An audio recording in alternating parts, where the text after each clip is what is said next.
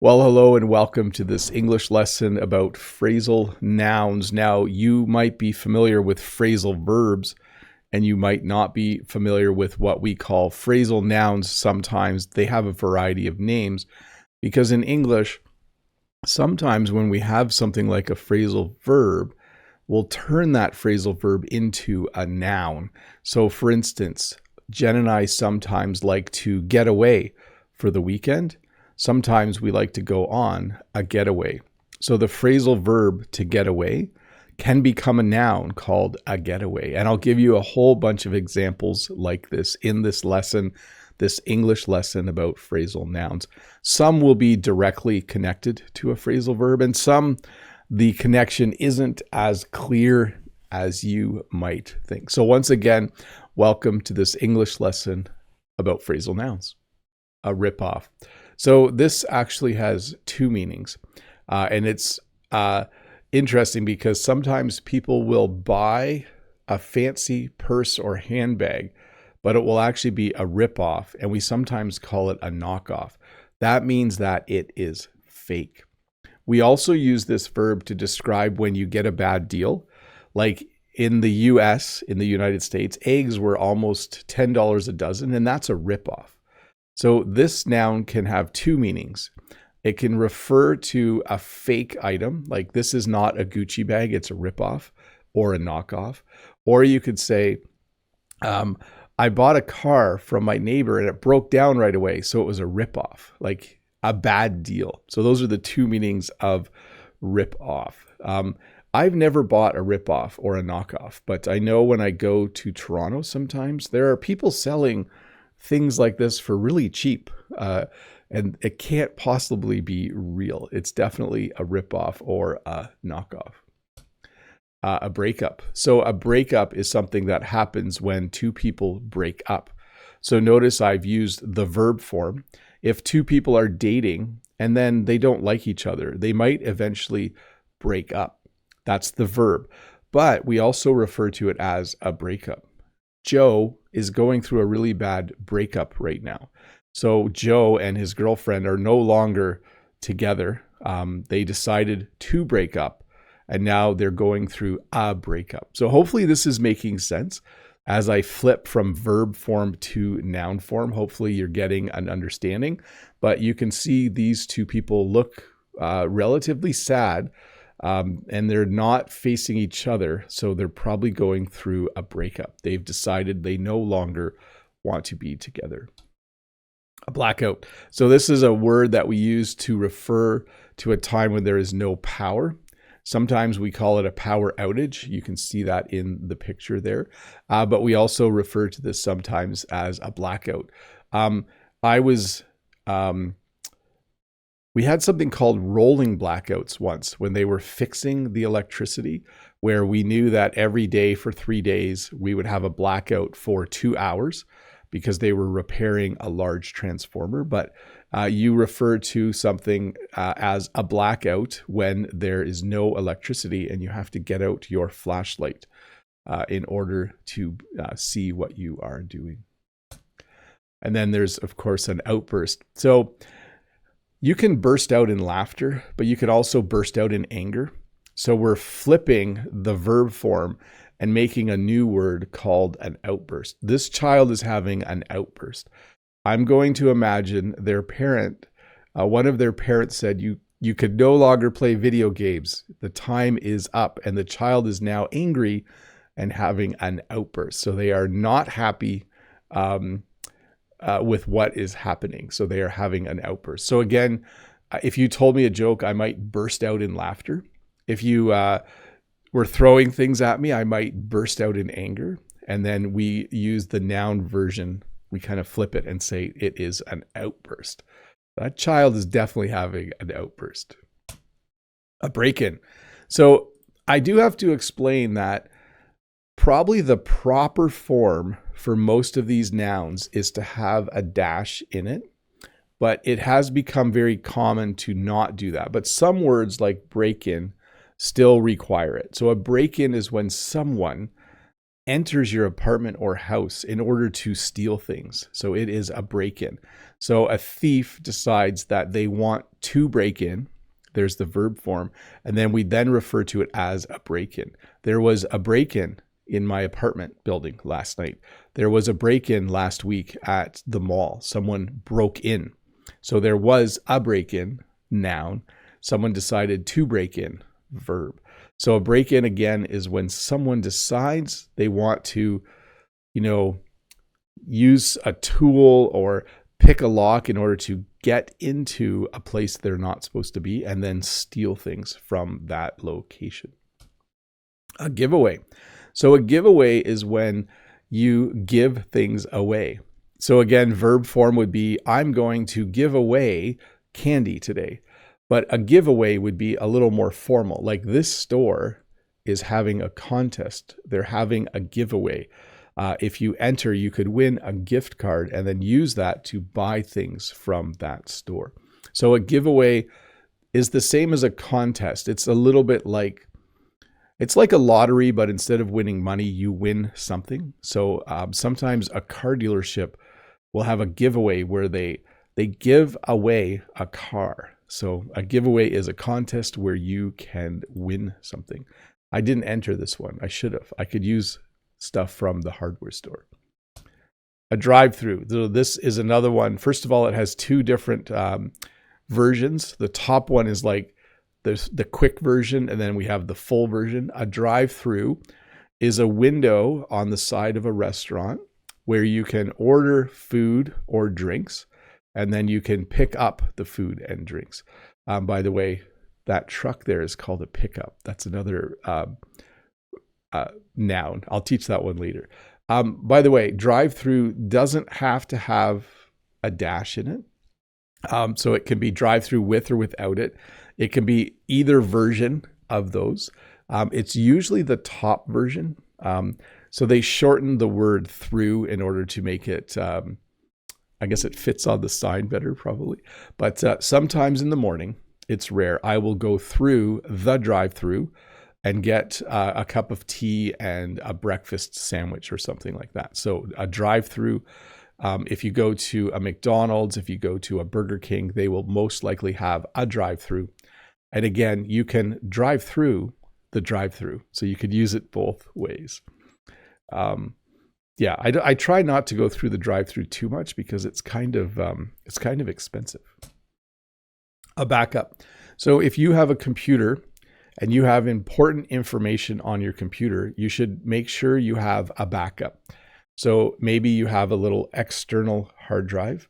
Maybe you back up to the cloud. I just used the verb form there, but it's important to have a backup. If your computer crashes and you need the information, the person who's fixing it might say, do you have a backup?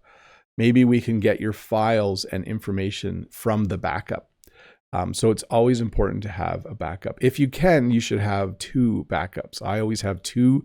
I have two backups of every video that I've made because I think it's important. In case one backup fails, I have the other one. So one backup here and one off-site, so somewhere else.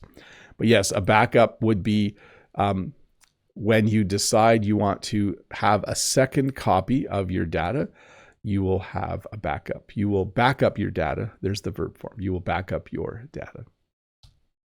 Carryon. When you go on a plane, you bring suitcases and you have to check some of the suitcases because they're big, but you're also allowed to have what's called a carry-on. You're allowed to take one small suitcase and take it on the plane with you. The last time I was on a plane, Jen and I each had a carry-on. So it's from the verb to carry on, like you can carry it on the plane. And so we've now made a noun to describe these small suitcases and we call it a carry-on. And it has certain size. I think it's actually smaller now for some airlines. I think they've decided that it can only be 9 inches by, forget the exact, is it 9 by 14 by, I don't know, by 19? Maybe someone knows. You guys all probably use metric, but a carry-on is a small suitcase that you can take on a plane.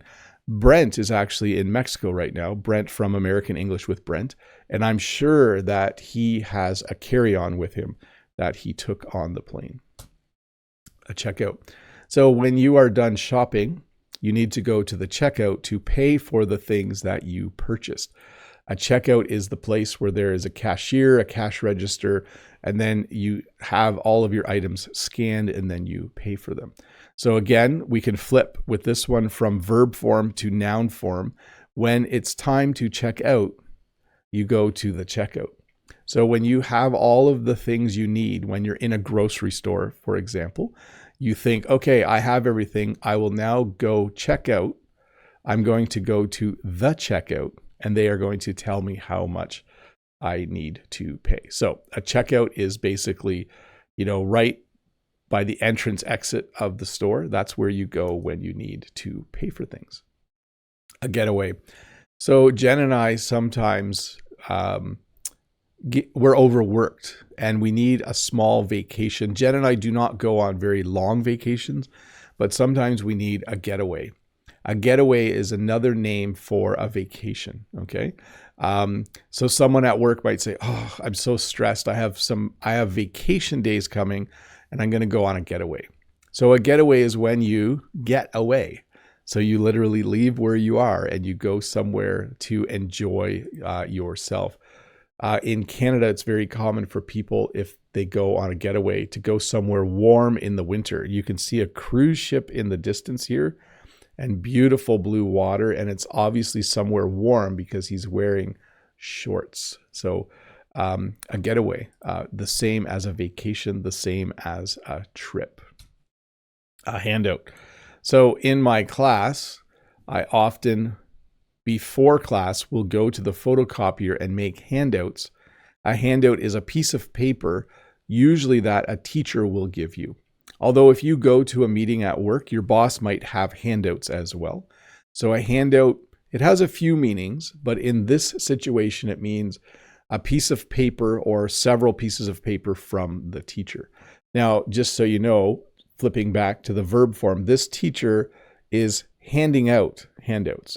So this teacher decided to make handouts, and then when he went to class, he decided he was going to hand out the handouts. So kind of fun. You can flip it around, but yes, a handout. We also use this word to talk about free money from the government. Like the government gave that business a handout because the economy wasn't doing well. So it would mean free money from the government. A makeover. I've never had one of these, but a makeover is when you decide you would like to explore a different look and someone will help you. So if I had a makeover, they might say, you should start wearing suits and a tie, maybe grow your hair out, grow your beard a little bit longer, maybe wear a necklace, I don't know, a chain, you might say that. But I'm not interested in having a makeover. This person is getting a makeover, so she has gone to a professional. Maybe she's going to have her hair dyed or done in a different way and wear makeup that's more complementary to her features and her natural hair color. I don't know. I have no idea.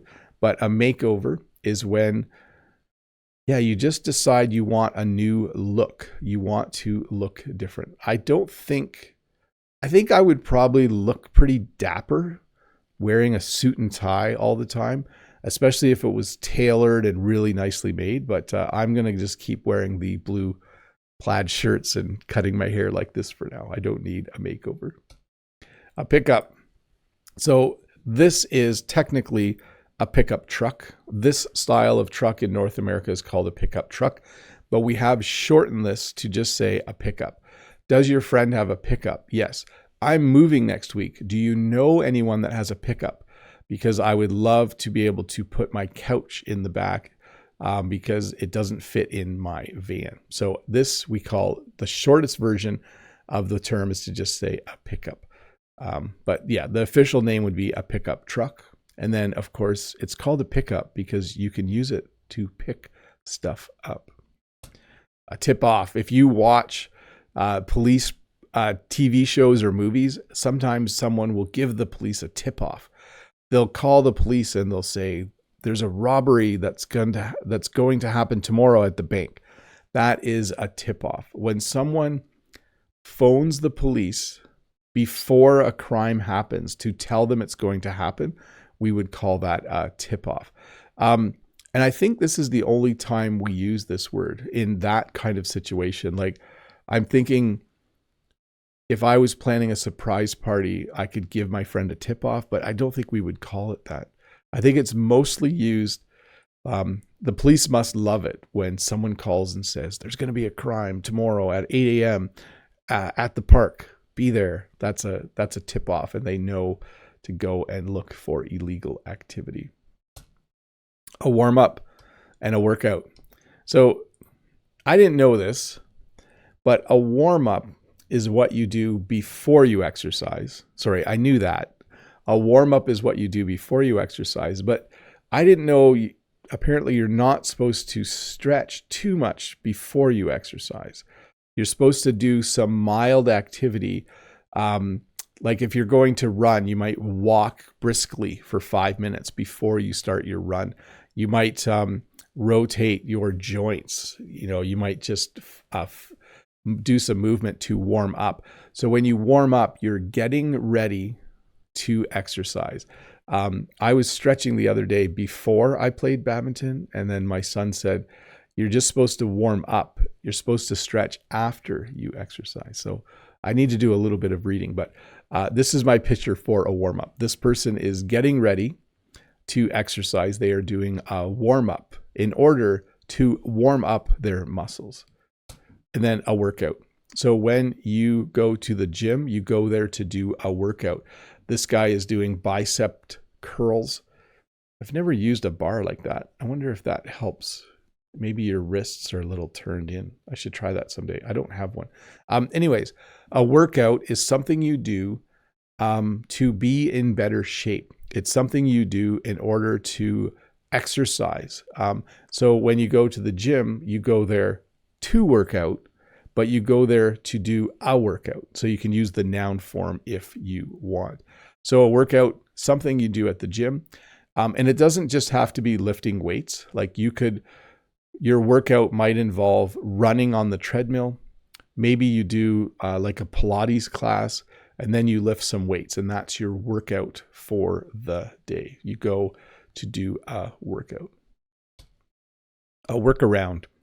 So a workaround is like a way of fixing something that does fix it, but it's not perfect. So here's a good example. This person, it looks like the mirror on their vehicle broke. This is not my red van, by the way. The mirror on their vehicle broke. And instead of buying a new mirror, they decided to tape it as a workaround. So they decided to use what we call duct tape to fix their mirror. And that's the workaround. Sometimes at work, you might be on a project and there's a problem, and maybe you can't get a certain part or something's missing, and then you figure out a workaround. You figure out a way to do what you need to do by not having the ideal situation. So this is definitely a workaround. I would probably do this if the mirror broke on my van, because I'm not sure how much a replacement mirror is, but that is definitely a workaround. A kickoff. So at the beginning of some sports games, there is a kickoff where someone does the initial kick of the ball. And we've taken this term and we use it in other places as well. If your business or you're at work, you are launching a new product, you might have a kickoff where it's the first day it's for sale. You might have a meeting to talk about the launch of that new product, and it might be called a kickoff meeting. We use it to talk about the beginning of the school year. We might have a small barbecue for all the parents and students the first week of school, and we call it a kickoff. We're going to kick off the new year. So I flipped from noun to verb there. So basically, a kickoff is the beginning of something. And again, we borrowed this term from the sporting world, kickoff. A flashback. I'm hoping that some of you are having a flashback right now. So a flashback is when you vividly remember the past. When I see cassette tapes and I see a little boombox like this, it gives me a flashback. It helps me remember the past. In the late 80s and early 90s, this is how we listened to music. For me as a teenager, this is how I listened to music. I had a boombox and I had cassette tapes. My brother and my brother had actual albums, and we would record the albums onto cassette. So he had the big black albums, and then we would make what's called a mixtape. So hopefully this is giving some of you a flashback. Some of you are too young for this, but a flashback is a sudden, vivid memory of the past. A checkup. So sometimes you want to know if you're healthy. Maybe something's not right. Maybe you've had your shoulder's been sore for a while, and so you go in for a checkup. Maybe you're going to the dentist because you just need a checkup. You need your teeth cleaned and you need to have them look if there's any cavities. You go for a checkup. So sometimes people will say this in English. Someone will say, oh, I was gone yesterday. I had a doctor's appointment. And someone might say, oh, is it something serious? And you might say, no, it was just a checkup. I go for a checkup every few years. So a checkup is when you go to the doctor or dentist and they just kind of have a look. They try to figure out if there's anything that anything wrong with you. A washout. So this is a pretty major washout. There can be small washouts and large washouts, but this happens when water erodes an area. So this road is closed because there's a washout, okay? This can happen in a variety of places. This can happen on a path in the woods. Maybe there's a path you like to hike and there's a washout, and so you have to kind of, go through it safely. But whenever running, flowing water, especially during a really, really big storm, when it hits a road or a path or any kind of area, there might be a washout where it destroys the road or the path, and then you have to figure out a different way to get around. You need to figure out, you have to have a workaround. A printout. So when a printer prints something, we sometimes call it a printout. We usually use it in this situation. I can send you a screenshot, or I can send you a picture, or do you want an actual printout? And then the person might say, oh, could you bring me an actual printout? Sometimes at work, if you print out something on really big paper, if you have a printout of it, it's easier for people as a group to all see the information. So sometimes for my class even, I think, okay, I think I'm gonna make a printout of this, and I'll make like a poster size printout, and I'll put it on the wall so more students can see it at the same time. So basically, whenever a printer prints something, we call it a printout. And you can also use the verb, right? I'm going to print this out so that I have a printout, a permanent copy of it. A buildup. There are two pipes in this picture, and one pipe has a buildup. So sometimes when your sink stops draining, it's because there's a buildup in the sink. Maybe you put a lot of grease and food waste, and maybe you put a lot of things down the sink that maybe you shouldn't have, and now there is a buildup in the pipe. You can also have this in your veins and arteries, more likely in your arteries, where someone will go and get their heart checked out, and the doctor will say, you have a lot of buildup in your arteries. You can also have a lot of buildup on your teeth. We have something called plaque that forms on our teeth, and you can have a lot of plaque, and we'd say, oh, there's a lot of buildup. So this is the best visual example. The pipe closest to me has no buildup, and the pipe far away has a lot of buildup. When the buildup eventually closes the pipe, though, we call it a clog. The pipe has a clog. An outcry. So when people are really, really upset, they will sometimes protest. There will sometimes be an outcry. So let's say the government said taxes are going to go up 10%. There would probably be an outcry from the public. They would protest They would write letters to the newspaper. They would write letters to government officials. There would be an outcry. It basically means a whole bunch of people all annoyed at the same time and then doing something about it. The last time there was public outcry in my area, it was because, I'm trying to think, I think it was during COVID. When the first lockdown, there was an outcry, like people just didn't want to stay in their houses.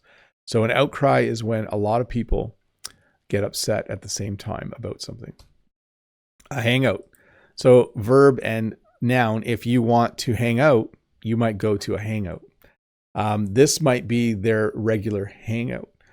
So people, we say people are creatures of habit. People like to do the same things all the time, most people. So let's say these 4 guys are friends and they all work at different places, but every Friday they go to their regular hangout to just sit and talk and eat some cheese, it looks like. So a hangout is an informal term to refer to a place where you meet with friends quite regularly in order to hang out. You go to a hangout to hang out. A setup. So you can see behind me, well, it's kind of dark, but that's my setup. So we use setup to talk about, you can use it to talk about your regular, if you work at a desk, then you have a regular setup. You have your laptop and maybe you have a tablet and pictures of your family and a mouse and a keyboard, and that's your setup. As a YouTuber, I also have a camera. That's part of my setup, and I have a light over here. I can turn the light off. It gets very dark. But, ooh, I'm super glowy. So the light, the camera, the computer I'm using, this is part of my setup. And then again, you can go to the verb form because I set up this desk because I needed a work area. So this is my setup. A tune-up. So sometimes your car isn't running well. Maybe it makes funny noises. Maybe something's wrong with the engine and you might go to the mechanic for a tune-up. So the mechanic will make sure that all cylinders are firing. He'll probably check to make sure there's no buildup in some of the hoses. I don't know if that actually happens with cars, but a tune-up is when you take your car to a mechanic so that he can make it or she can make it run smoothly and really, really well for you. Because you don't want a breakdown. So a breakdown occurs when your car stops working. If you're driving along and all of the sudden the engine starts to sputter, like it starts to turn off and on, and then you pull over to the side of the road, we would call that a breakdown. And then you would call a tow truck and say, yeah, hey, my car broke down. So that's the verb form. I'm on the side of the road and I have a breakdown. Can you come and get me? Can you come and pick my car up and help me?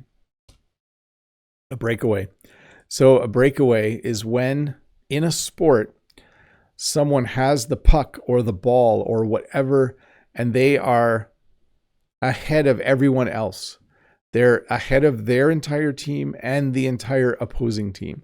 When you get a breakaway in a sport, it means there's no one between you and the goalie. There's no one between you and the net. There's no one between you and it's just you and the keeper and the goal, or you and the basketball net, or you and the hockey net, and you're on a breakaway. And hopefully you have the skills needed to score a goal. So this we would call a breakaway. It's very common in hockey. It's not always common in every sport. But yeah, you get the ball or the puck and you just go. You're the only one.